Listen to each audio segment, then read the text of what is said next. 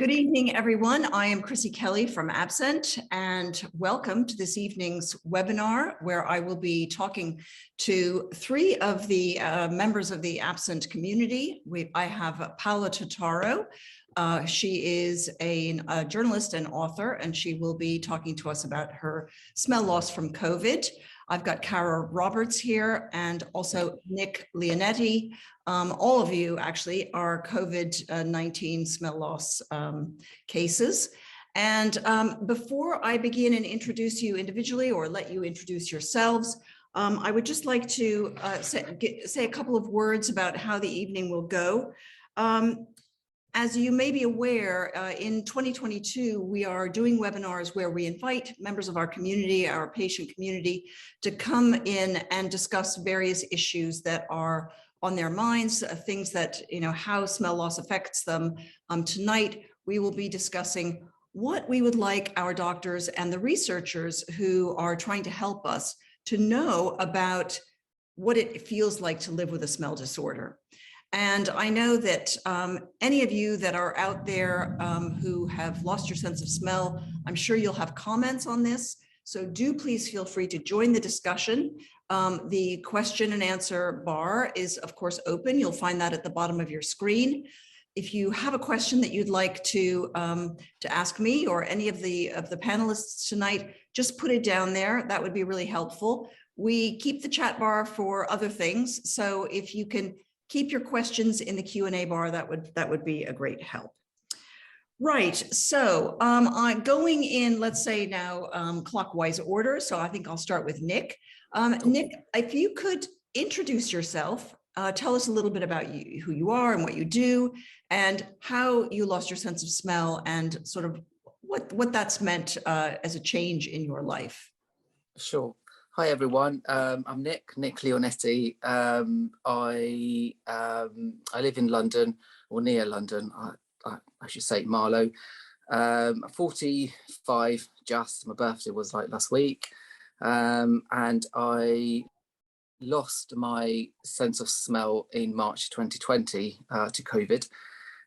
It was very sudden, and for a living I fly. So I do fly for a living. I work for a national carrier, and I think I contracted COVID-19 back then during one of our flights, because back then we were not flying with any masks or any sort of major protections. And then, yeah, and I was explaining before, it was very sudden. I was having lunch one moment, and then I could smell and taste everything, and then the next second it just went, and it was just like switching a light bulb. So yes, great. So that's great. Now I'm going to go around and ask you to talk to us a little bit about your experience with a GP or an ENT, if you've had one, but I'd like to give the others a chance to introduce themselves first. So we're going to move on now to Cara. Tell us a little bit about your smell loss. Hi, Chrissy. Hi, everyone. Yeah, my name's Cara. I'm from the northwest of England. So I contracted COVID in December 2020. That was around Christmas time, and I noticed something was quite seriously wrong when I tucked into a spaghetti bolognese one night and I couldn't taste anything at all. So long story short, I had anosmia for 3 months, and the usual sort of route with Perosmia. Then after 3 months, I started to get my smell back and my taste back, but something was quite severely wrong. So we come to know of it now that I had quite severe Perosmia, and that hit all quite suddenly, unlike some people where it hits gradually. That sort of came on overnight. So I've been suffering with Perosmia since March 2021, so going on 12 months now. And I would say I'm about 70% recovered now. Right. So that's my sort of journey. Right. Story short. Yeah, so you were right in that was also another wave around Christmas. Yeah. December 20 and January 21. Right, thank you. And Paola, tell us about yourself. Hi, everybody. Nice to be here. Thank you, Chrissy. I'm a journalist and I am an author now. And I lost my sense of smell in March 27, 2020 at about 4 o'clock, because I never forgot the time. It was so sudden. you know, I write for a living. I've reported in many places around the world, and I seem to be quite driven by smell. So I think that's probably what made me realize it was like when I lost it, it was literally like a light going off. I was in the bathroom and I had sprayed some perfume and it was gone. And then I went frantically finding other things, and then ended up putting my nose in bleach and felt nothing. And from there on in, it was, well, for me, it was about 14 months till I felt relatively normal. And while I'm very grateful that I can smell again, I still struggle with recognizing some smells. So I can smell them, but I find it very hard to you know, put a name to it or work out what it is or recognize what it is. So. Right. Right. Well, that all three very typical stories. So I'm sure that's very representative of the people in our audience tonight. Why don't we begin with you again, Nick? Why don't you tell us, because we're talking tonight about what we would like our doctors and clinicians, other clinicians and researchers to know about our experience. You know, we want to make sure that when research is done, that it's done in areas that reflect our own needs and our own priorities as well. So we can think about that on a kind of micro level and a macro level. So on a micro level, it might be, you know, tell me about what your experience was with a GP or with an ENT. And then maybe we can talk a little bit about, you know, what would we like to see? What kind of things would you like to see changed? Or what kind of research do you think would be a good idea? So start us off by telling us what happened when you went to a doctor or even an ENT, if you were that lucky. Of course, yeah. So so when I realized I lost my sense of smell, because previous to that, or prior to that, my only experiences of losing the sense of smell were very brief, and then they were sort of related to colds. So, you know, if you've got a really bad cold, you lose your sense of smell for a few days because you're bugged up, and then obviously your nostrils or your system clears up, and then you start smelling again. So it's all good. But then on that particular day, my nose was very clear. It was open. I didn't have any difficulty in breathing or anything. And as Paola said, it was just like switching a light bulb. I was saying before, I was having lunch with my other half, and then halfway through lunch, I thought, oh, this is really weird. Stop smelling, stop tasting. So I thought it was a temporary thing, and then I didn't think much of it. Then, same as Paola, I just went in every possible cupboards in the house trying to sort of see if I could smell other things, and I couldn't. And then I think it must have been the following day or the day after, then I reached out to my GP, and then and I think I've made it quite clear in one of my posts on the forum. It was quite that those words still very very raw in my mind, because my GP at the time, because I lived in West London then, before saying anything else, she said, oh, Nick, I must warn you, because you might not get your sense of smell back at all. So to which point I was like, oh, okay. It was like being hit in the face with a wet mop. The best way I can describe it. So I thought, I didn't know what to say.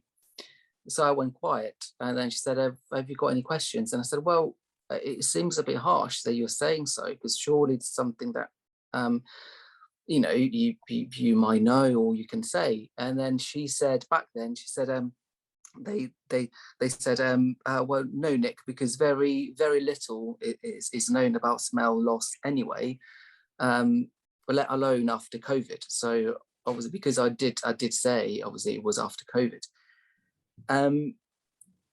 So I spent, so the next question I think I asked, it was like, so how long have I got before, you know, maybe accepting or having to accept the fact that this is going to be me? And she goes, well, I must warn you, if the sense of smell doesn't come back within weeks or sometime months, then it could be permanent. So of course, you know, Chrissy, I probably spent the next few weeks or months in sheer panic, and every day worrying about my sense of smell. My partner used to sometimes laugh at me because I used to wake up in the morning and reach in every possible cupboard and trying to smell all the, you know, spices and everything and all the soaps and shampoos in the house. And then that, so that was my first experience with my GP. Then when I realized that obviously it was for the longer term, because I was chatting to people and friends and family who also got COVID, and then they said, oh, I lost my sense of smell, but after a week or 2 weeks, it came back, maybe gradually. Some people got it back gradually, other people suddenly. Then I realized, talking to them, that obviously for me was a different story. So I tried, because all of this was happening during the first 2 lockdowns as well. So it was a bit tricky to get like a GP appointment face to face. It was all over the phone. So then I decided to go private, and I reached out to one of the olfactologists and professors that have been mentioned in some of the webinars, and even they were not too sure about what they were presented with. Sorry to interrupt. Were you given a sniff and sticks test? I was, yes. So at the beginning, they prescribed me with some steroids, because obviously back then it was they thought it was all due to inflammation, and they prescribed me with a really, really strong dose of steroids to take both orally and intranasally, to the point that even my pharmacist, they asked and say, are you sure about this prescription, because they are quite strong. So I went back to the ENT, and then I clarified, and then they said, yeah, take those. I took them, didn't do much for me. It didn't do anything at all. And they also prescribed me a smell test, which was done through, it was a kind of scratch card thing. So I did that. AbScent, yeah. So I did that, and then bizarrely enough, the result I got from that, it was normal. So he replied back to me and said, well, according to what you scored, your sense of smell is normal. To which I replied, well, it isn't, because I know that my sense of smell is nowhere near. Right. And that highlights for a couple of things while I'm listening to you talk. It's possible to have this poor sense of smell, so some sort of kind of hyposmia, and yet still be able to identify, but you're just identifying a much lower, a reduced input of smell. Yeah. And for that reason, I think the AbScent test is probably not the best test that there is. The sniff and sticks test tests discrimination and threshold as well, and that's a much better overall view of what your sense of smell is doing. Yeah. But I absolutely take on board how shocking it is to be told something like that so bluntly by your GP. Well, it might not come back. I mean, I can feel in my stomach the way I felt when my GP said that to me. And there seems to be a sort of fundamental disconnect between what we're feeling and what the GP thinks we're feeling, because how could they say that? I mean, would they say you're going to lose your vision? You might lose your vision. Yeah, so you'll go blind. Have any other questions?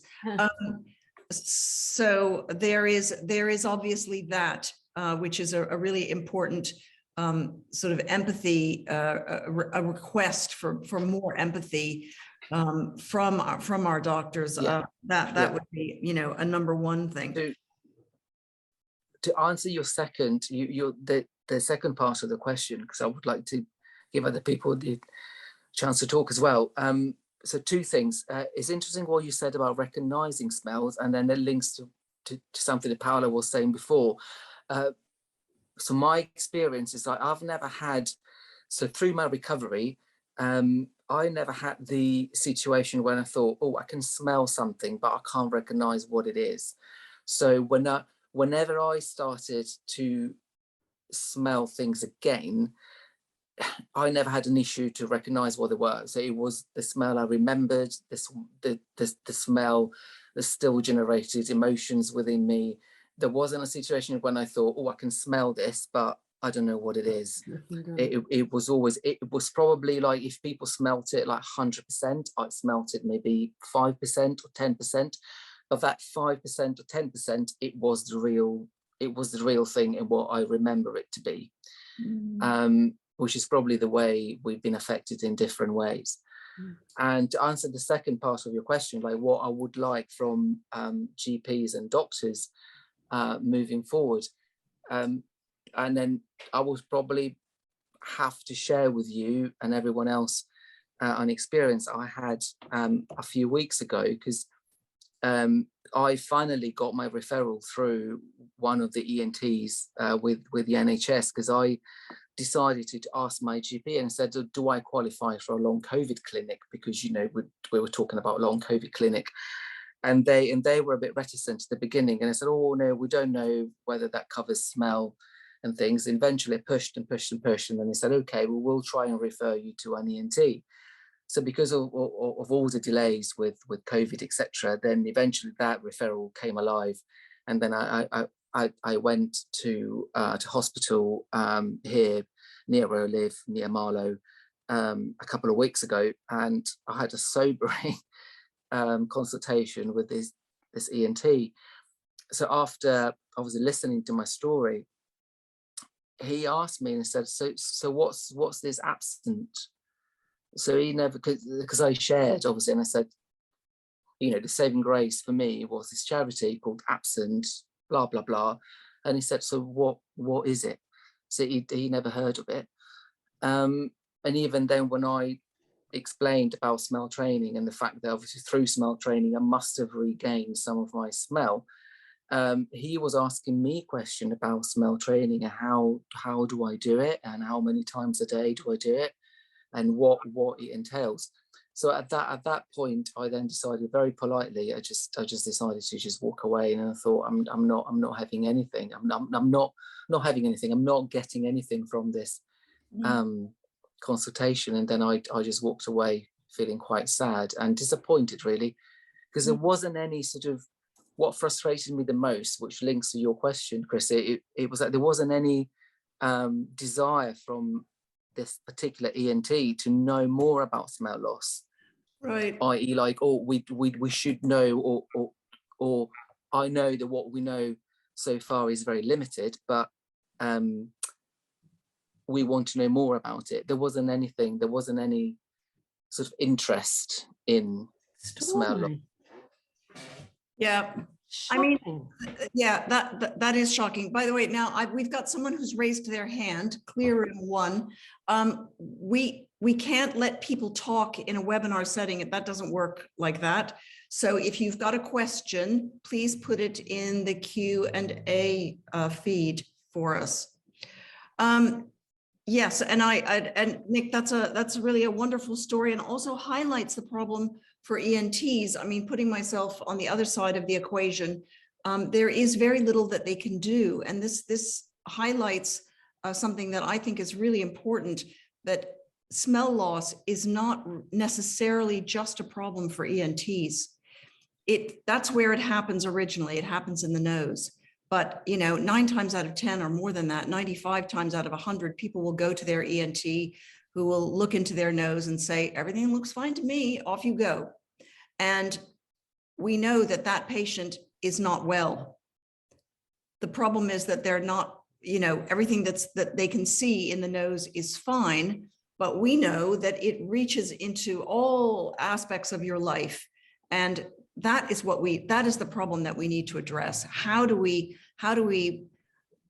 you know, consider all the various points, all the things that become difficult for someone who's lost their sense of smell, and try and support and help and rectify to the greatest extent possible this really horrible condition. So Nick, thank you very much for that. Let's move on to Cara. Why don't you tell us your story, and if you can share with us your experience of talking to a doctor or talking to an ENT, and anything else that you'd like to share with us on that. Yeah, thanks, Chrissy. So I've got quite mixed feedback on my journey, and I had to reach some quite significant lows to get some answers as well, and that's quite a shame, I think, looking back now. So when this started out and I got anosmia and I couldn't smell or taste anything, it was very sad. I felt very lonely. I think Paola described it in one of her documentaries as sort of life is colourless. It was very much living just black and white. And because it was through COVID and I'd got COVID, I'd contracted that in December 2020, we'd started to hear quite a lot about smell loss that came with COVID, unlike maybe Nick and Paola that got COVID early on. So I knew that COVID, and I knew that this was probably, going to come back, or so I thought at the time. So as the weeks passed, even though sort of people that I knew were getting the smell back, I didn't really think much of it until it started at about 5 to 6 weeks. And I thought, well, I've still got nothing back here. What's going on? So that's when I came across your charity, and I started to do things like, ordering the smell test to do smell training. And so it's quite early on, I would say, that I started to do smell training. At first, I could not smell a single scent. I couldn't detect anything. And when my sense of smell came back in March, as I was doing the smell training, that's when I noticed something was just not right at all, because I started to be able to smell everything, but everything smelled disgusting, as we now know as Perosmia. So I could not distinguish between any sense whatsoever. There were different tones to the disgusting smell, and there were different disgusting smells, but everything was very awful. And so that pretty much just happened overnight. And that night, I remember very vividly that I also got a really bad dose of phantosmia as well, smoke smell at night. Right. So this, over the course of the next 3 days, that was quite severe. And I did not have a clue what was going on, because at this point I hadn't read into Perosmia. I only knew about smell loss. So I'd rang my doctor, and I was quite concerned because I wasn't able to eat, I wasn't able to drink, I wasn't going to work. It had spiraled out of control pretty quickly. And my GP, I had the same interaction as Nick did. He said, "You do know, Cara, that this just might, nothing might happen. We've seen these things from traumatic brain injuries, and sometimes we can't do anything about it." And very much similar, any other questions? And I just remember exactly where I was at this point in, the conversation as well. And I just remember breaking down into tears thinking, well, I can't live like this. So that was the start of the journey with the GPs. Absolutely no empathy, no understanding, no knowledge to be able to have that empathy.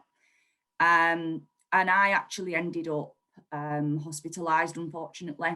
And I ended up, if anybody's followed my story, because I set up an Instagram page after this, I ended up, unfortunately, very, very close to being on a feeding tube. I was in hospital for 2 weeks.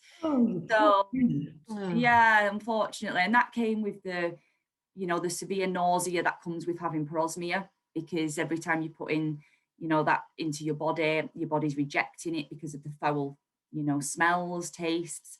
So anyway, so this happened, and I'm very fortunate. I've got a great family around me, but they couldn't be there because during COVID, nobody could be in the hospital. And so my mental health just deteriorated. And this was the biggest thing for me, which is why I started to help other people as well, was the mental health aspect of it, because I hit a real black hole. I mean, I won't go into detail, but a very, very, major low of my life. So for me, it would be we need more understanding on the mental health front. And I did end up paying to see an ENT specialist in the Northwest of England privately, because I was very concerned that I wasn't going to make it through this. And when I saw that ENT, now he didn't have all the answers and he didn't know everything, but he knew what I was talking about, because prior to this in the hospital, they'd put me on an eating disorder ward. And they didn't believe. Oh my goodness. Yeah, they didn't believe what I was telling them. So I could hear them sort of sniggering and sniping that, she's got an eating disorder, she's bringing up her food. And so when I got the ENT specialist, he did send a dietitian into the hospital to see me, and she had worked with patients who had suffered Perosmia as well. And at that point, I felt like, gosh, somebody believes what I'm telling them. And I remember just feeling a relief that I'm not going crazy. So Oh, for poor yeah, woman. so for me, the biggest thing that I would like is for them to understand the impact that this has. You know, I was thinking I'm never going to be able to be a mum again. I can't cook my son food in the house. I can't go out socializing.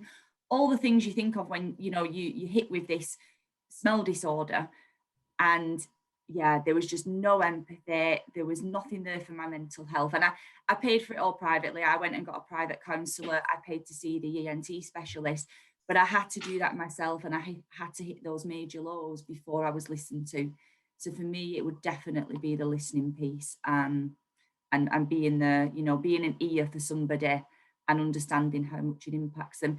And funnily enough, when I did go to see the ENT specialist and his team, they actually got me, I don't know if you've ever seen this, Chrissy, but they got me to do a questionnaire. And the questionnaire is actually about how the smell disorder impacts your mental well-being, because they know there's nothing they can necessarily do about the smell disorder itself. So what they do is they rate you on, I think it was like a 52-point scoring system. And I'll send it if you want, because I've got a copy. Yeah. And I think back in May last year, I scored I think it was like a 12 or a 13, which was this was severely causing me depression in my life. And the good news is I went back about 6 weeks ago, and I was scoring about 36. So, you know, I've come a long way, but that in itself, it took me to get to a specialist level to be listened to. Right, right. Gosh, Wow. story. I had no idea. I interact with you all the time, obviously on the network and on our platforms, but I didn't know about that. So thank you. What a courageous story, and thank you for sharing that with us. I mean, this really does underline what I was just saying about, you know, the smell loss is going into all corners of your life. You know, it's creeping in. And we need more mental health support. We need more dietary support, and those are two things that are really very important as we go forward and think about ways to treat patients. Okay, so Paola, why don't you tell us a little bit about yourself, and if you wish, you can mention that book. Well, I'm just thinking, listening to Nick and Cara, just how courageous and how extraordinarily awful their experience has been. And I think that what happened to me is that I threw myself into it, being a journalist. I should go backwards. When I had just traveled to Italy when I was hit with COVID on March 27. So Lombardy had been locked down, and I had been in the south where I could travel. So I came back, and clearly, you know, it must have happened there. But I was there also because I was reporting COVID for the newspapers that I worked for at the time. And so immediately reporting what was happening with this epidemic as it began, I was able to plug into to all sorts of networks of people that were reporting to each other, including my brother, who's an intensive care specialist in Sydney in Australia. And so in a way, I understood, or I heard, that there were anecdotal reports of this sudden onset anosmia that was completely different to anything any ENT had found, because as Nick, you said, it wasn't about congestion, it was sudden. I mean, I remember when it happened to me, it felt like, honestly, it felt like quicksilver or mercury had gone through the back of my head and stabbed me in the brain. It was so, you know, it was so clear and cold and horrible.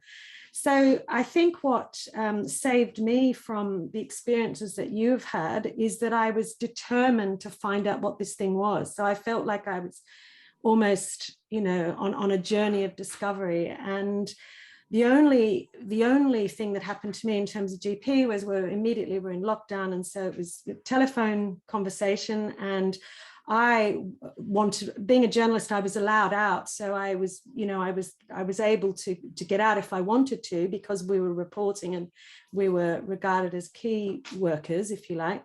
But I had heard that this could be a sign of COVID, and my brother had said, isolate. So I rang the GP, and they said, they just dismissed it. So had I been an intensive care specialist or a carer in a nursing home or something, I just would have, you know, if I hadn't sort of taken it on myself to stay home, I would have just gone in and taken it into hospitals. And so, yeah, to cut a long story short, that set me on this journey. I ended up writing several articles about it. And at some point I realized from talking and interviewing, you know, talking to people like you guys, and I have to say your stories are really, they're as bad as I think I've heard, to be honest.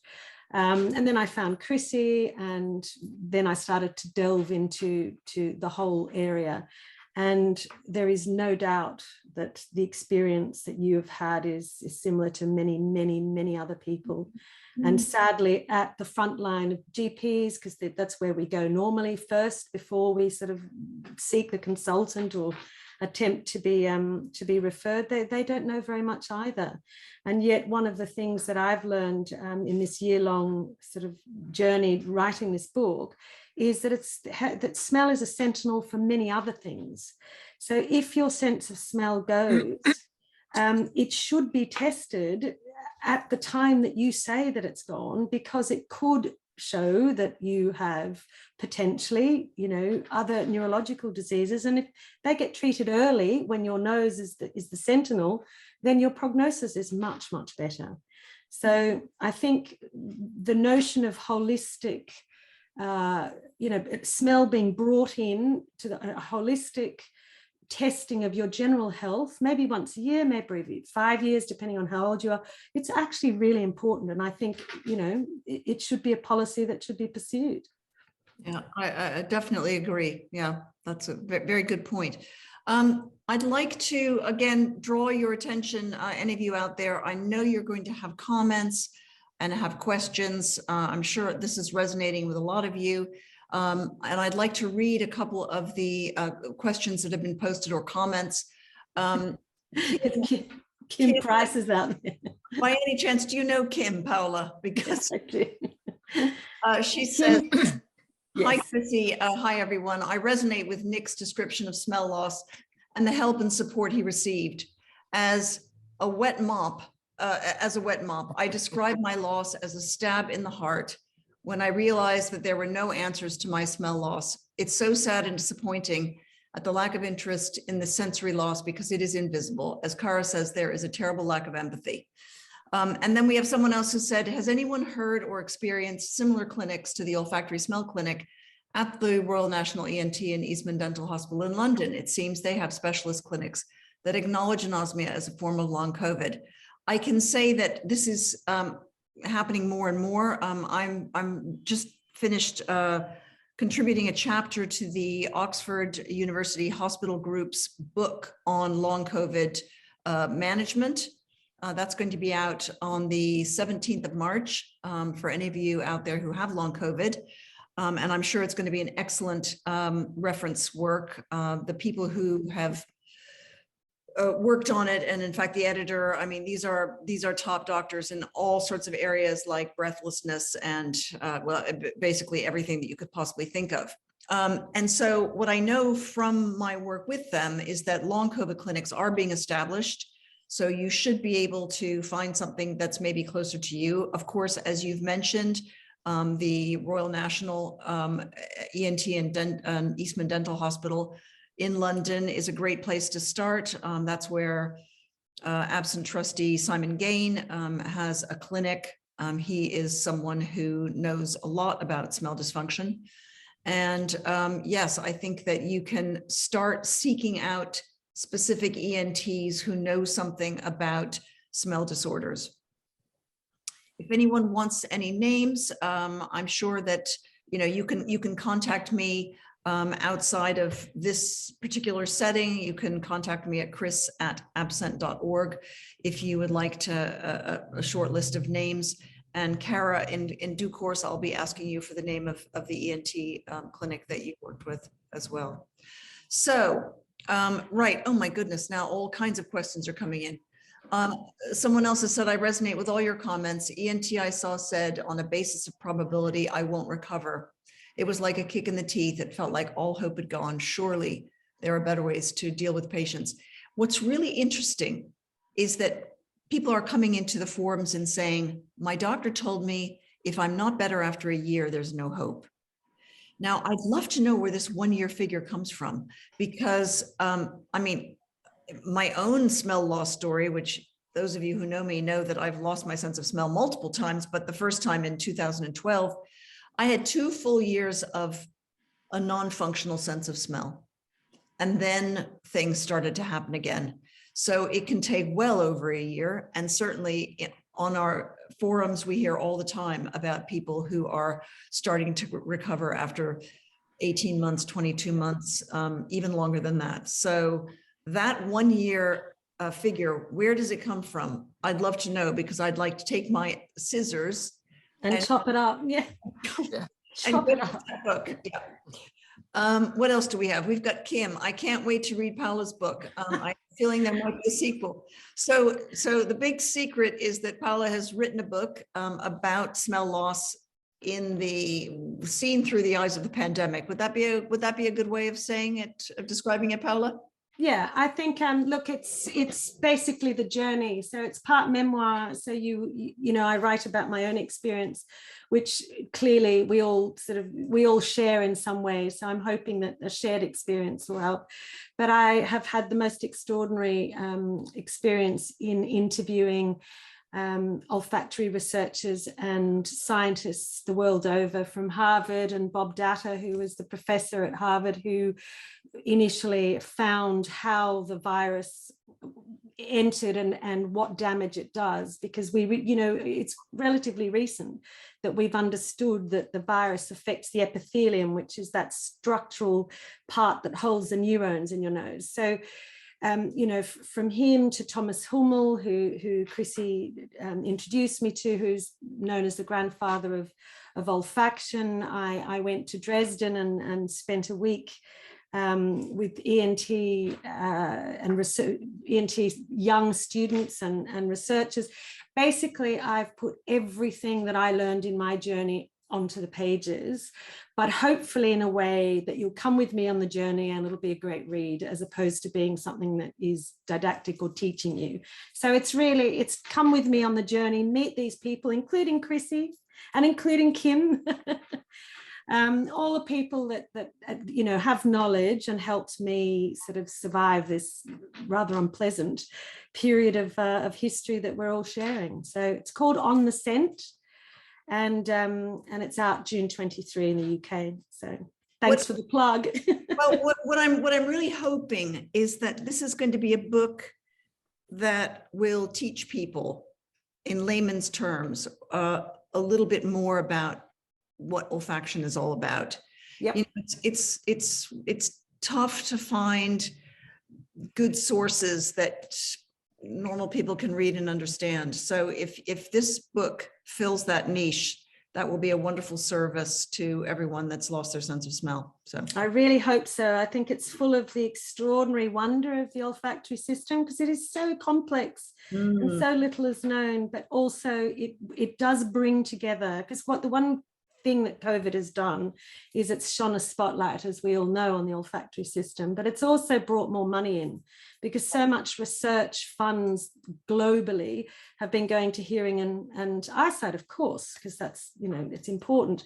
But now there's this great big, you know, collaboration globally, and hopefully the book gives you an up-to-date sense of what we've learned in the journey with COVID, where COVID's actually signposted some of the structural things that happen up there and in the brain.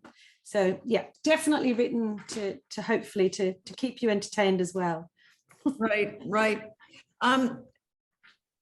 Thinking again about how you interact with your doctors. So the kind of micro level of this interaction that we'd like to examine as we think about a better future where doctors and researchers really understand our needs and what we would like to see happen in this arena.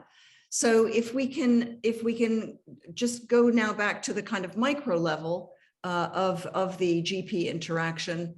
Leica says that her doctor only took it seriously when she reported that she'd left the gas on. And, you know, this is something that is probably doesn't get enough airtime, the actual dangers that you live with when you don't have a sense of smell. So definitely worth underlining that if you are going to be going to your doctor and asking for help. I mean, naturally, when it comes to keeping yourself safe, you know, you need the right kind of alarms and things like that to keep you, you know, from poisoning yourself with gas. So yeah, there are precautions that can be taken, but yes, this is a serious issue. Someone has asked if I would repeat my email address. Do you know what? I'm going to put it into the chat bar. That's what the chat bar is for. And I will put it. Yeah, actually, the smoke thing is so many people talked about that. I mean, I had that experience where I had I smelled smoke everywhere. I had this, I didn't have Perosmia like Cara, but I had this long period where it just smelled like the world was on fire. And yet I accidentally left a tea towel on the gas stove and it was on fire before I even had any idea. So I had to see it to realize what had happened. So it can be really dangerous. Yeah. Yeah, I think I've had an experience, well, I've had it a few times now where I've had out of date food because we're having Perosmia. I can't tell the difference between good food and bad food. Yeah. So that's quite, you don't realize how important your sense of smell is until you don't have your sense of smell. I don't think anybody realizes, and that's probably where that lack of empathy comes from, because I think until the pandemic, it wasn't well known.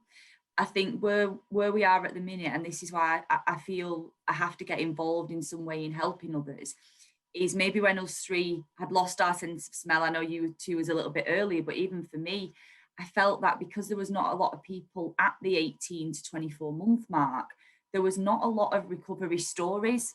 So when you was going out searching for, well, what does my future look like? It's very, very scary because there wasn't a lot of that. Mm. Whereas now, you know, we're all on a platform talking about it. We're all coming through that recovery process. So to Chrissy's point, I don't know where this 12-month figure came from, but I'm sure that scared a lot of people when they weren't getting the sense of smell back after 12 months. Whereas now, if doctors know a little bit more about it and they can say, well, actually, you know, most people don't see results until 15, 16 months, and it can take 2 to 3 years.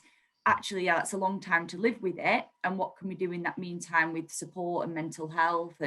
But actually, you know, let's give it to the 3-year mark before we start to think like that. Because I think I was don't know about you two, but I was just in a sheer panic thinking, I've got a timeline here that I have to get better, otherwise it's not going to get better. Mm. Mm. And, you know, you highlight, you know, there was a very grim period in the Facebook groups around Christmas, January 2021. We'd had desperation. Yeah, we had the first lot. Then we had a tidal wave of people come in over Christmas and New Year that year. And we were all in the same lifeboat. You know, I mean, I'm talking about you guys. I mean, I was so far, let's see, no, I had my first case in April, but my own feelings from that time are governed by my sense of responsibility to all these people in the group who were absolutely, all of them floundering, all of them frantically desperate about never recovering. And as you say, they're not yet having been enough time to see recovery from this more damaged group of people who are coming out of it now slowly. So that was a very scary time, very scary time. And, you know, I'm always surprised that we get so little traction with, I mean, of course we've got doctors who are in our group. We have a number of doctors in foreign countries, for instance, where they have less access to, you know, sort of state-of-the-art research facilities in olfactory science. And they're very interested in what patients are saying because they know that we are an interesting source of information about what's actually going on the ground. But in this country, I've always been slightly bemused by the fact that there is so little interest in what we are saying amongst clinicians and researchers. Do you, I mean, is there, how do you, I suppose this kind of work is important, but how do you get it across into the sort of the front line of the medical system? In other words, the GPs, they're the first contact, aren't they? There's one way, and that is to publish peer-reviewed papers. You won't get them paying attention until you've got peer-reviewed papers, because that's the way they get their information. And thank goodness now we have published 2 papers on, the patient perspective. Both of those papers have drawn on comments and questionnaires and things that we've put into the Facebook feeds. These were all done in 2020 and early 2021. And those papers have now been published, and they make quite shocking reading. It's all about the mental health aspects, the food, the indescribability, when absolutely nobody understands. And I think what you said, Cara, a minute ago was really interesting. You said, well, we were talking about gas alarms and things like that. You could lay those out on a piece of paper. You could say, these are the problems, we got a mental health problem, we've got a food problem. But until you've actually lived with it, I just don't think that people get it. Yeah. I mean, I can count on one hand the unaffected people that I think really understand what I'm talking about. Mm. And I just don't believe that the rest of them get it. Mm. I've had conversations with people and friends of mine when I was going through my deepest times, and I was trying to find a way to make them understand what I was going through, because I'm sure we've all heard comments like, "Oh, come on, you can still hear and see, so it's not the end of the world." Oh. But yeah. But or aren't you lucky you don't smell poo? But I'm not sure. Yeah. Oh yeah. Well, I've had that, because it's, oh yeah, well, every cloud has a silver lining. So I was like, well, actually, even that it is quite important. And anyway, but I'm not sure you, Paola, but my blood is Italian, so my I was going to ask you about Leonetti. So yeah. So I grew up, watching my grandma cooking, and I grew up with all the smells and scents. And then even my dad, I mean, my nickname when I was little was sniffer dogs. I mean, I could detect smells and scents way before other people could. So when I lost my sense of smell, for me, it was a catastrophe, because it was like, oh my God, it felt. And I'm sure, obviously, particularly now, because I've got a wrist in a cast, and I remember saying this, which I probably regret it now, but I said I'd rather be without a hand than my sense of smell or taste, because I felt, and I think it was described the other day in the BBC programme, or which was aired last night, it was like smell blindness, and I felt blind, and I kept saying to my friends, I feel like I'm blind, and they would not understand. And then I thought about this, because I'm sure when I was fully sensory, I wouldn't walk necessarily into a shop or a supermarket or a bakery expecting to smell the bakery smell or whatever, because that was part of the deal. You're a fully sensory person, and then you walk into a place, or you walk back into your home, or you go back into your car, or particularly aeroplanes.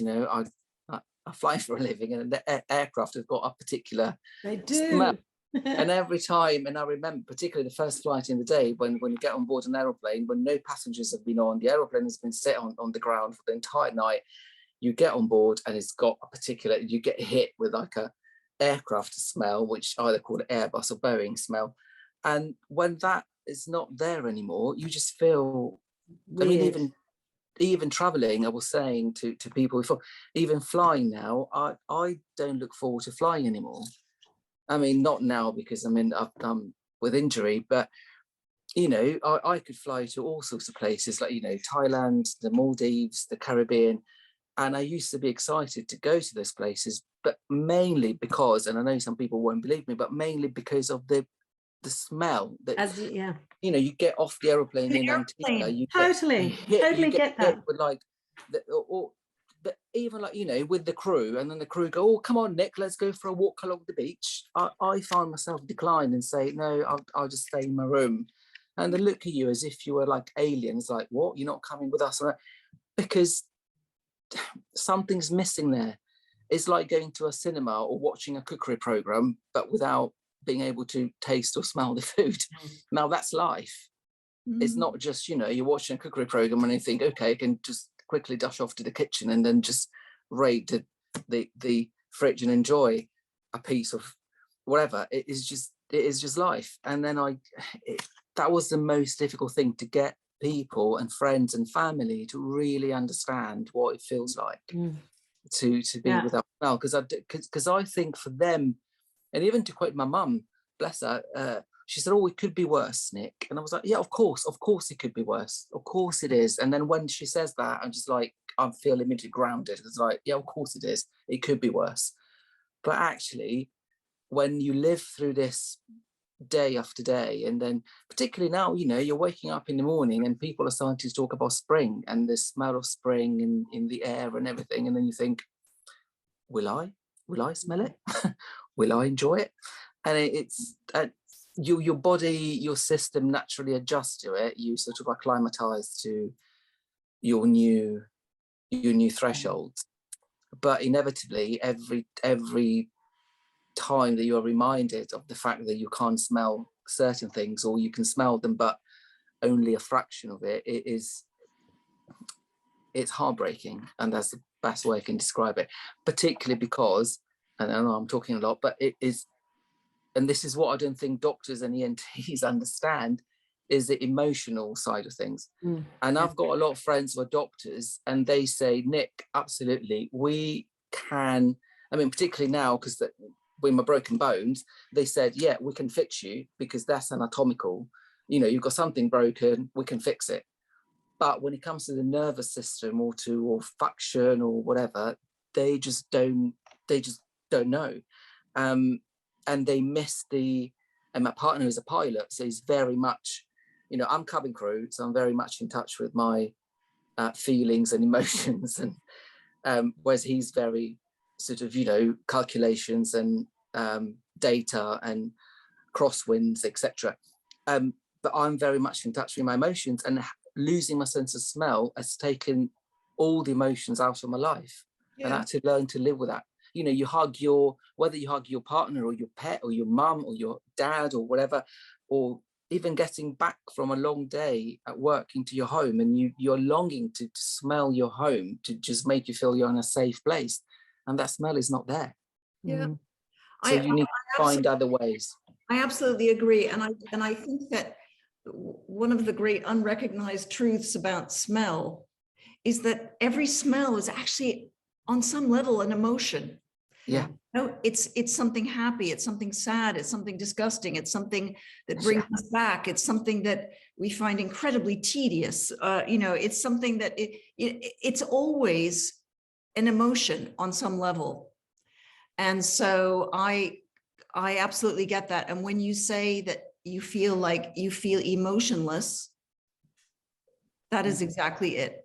And I don't know about you guys, but I feel like it has, people think I'm going over the top when I say this, but you will understand. I feel like it's consumed my life since it happened to me. So I talk about, other than, you know, the more I've recovered, the more I've stopped talking about it, but I've got fed up with myself talking about it. So I'm sure other people have, but I would think about it every minute of every day, because your smell plays a part in every minute of every day, whether that be you're eating the food and drink, or you smelling your home, or you smelling the rain, or you smelling the bad smells. You know, on the Facebook groups, you hear people saying, well, I know I'm going to be recovered, you know, when I smell my bathroom smell again. And you're like, you can have a laugh about it, but actually that's how serious it is, that it takes over your life. So the mental aspect of it is that doctors need to understand mentally we end up, it's a trauma. We're going through a trauma. Bereavement. It's a classic Yeah, bereavement. it's a mourning, isn't it? It's a mourning of we're mourning the loss of one or two of our senses. And I think I tried to explain it to someone once, and I'm being blind or deaf, I understand it could be a lot worse.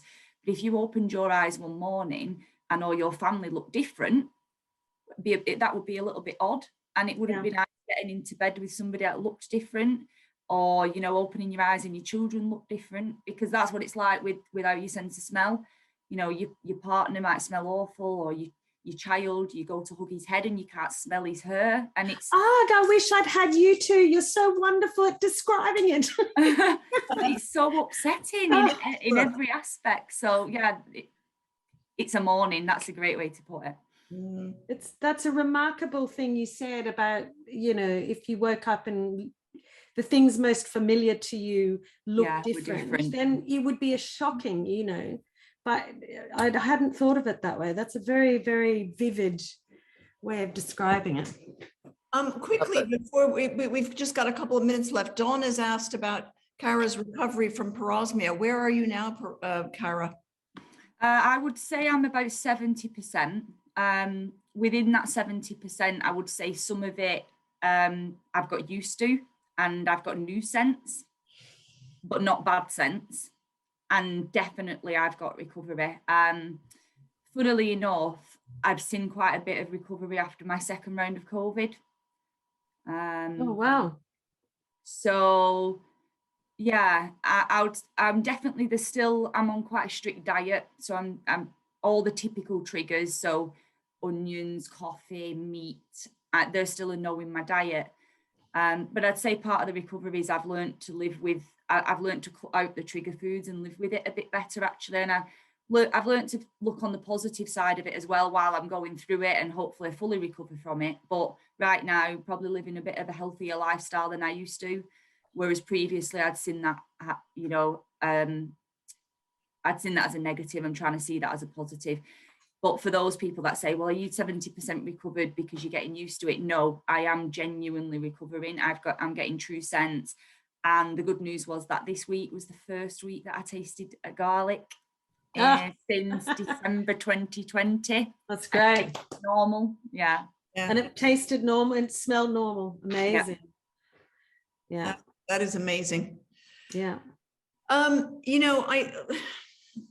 thinking, well, so in a month, in 4 weeks, I will be back here in the chair with more of our AbScent community, and I think that what I'd like to talk about then, in those 4 weeks or 4 weeks from now, is, and I wonder whether this resonates with you, is what happens to you when you get in this kind of you get kind of stuck. And it feels like you're not progressing anymore. And that's something that I'd like to address, because I think lots of people are in that. Paola, you and I had a Twitter discussion today with somebody who felt that she was stuck. Yeah. I do think that it's, number one, it's worth discussing, because I think that there's probably more going on there than meets the eye. Yeah. And so you can look out for discussion on that on our various platforms in the next couple of weeks. Yeah. Yeah, I think that one step forward, 3 steps back is everybody's experience, but it's every time it happens to you, you feel like, oh no. So it's important to push through and get that message across, I think. Yeah. Anyway, so I think maybe we should start wrapping up right now. So I'd like to thank my guests. So thank you, Nick Leonetti, Cara Roberts, and Paola Totaro, for sharing your stories with us this evening. Thank you to all the people in the audience who've put in questions, and those of you who were too shy to say anything. And oh dear, we got, yes, Kim says she's in the bubble. Yes, thank you, Kim, for all those comments. It's lovely to hear from all of you. I'll see you on the platforms. Do feel free to get in touch. But for tonight, thank you very much to my guests and the audience. I'll see you in 2 weeks. Good night. Bye. Bye. Bye.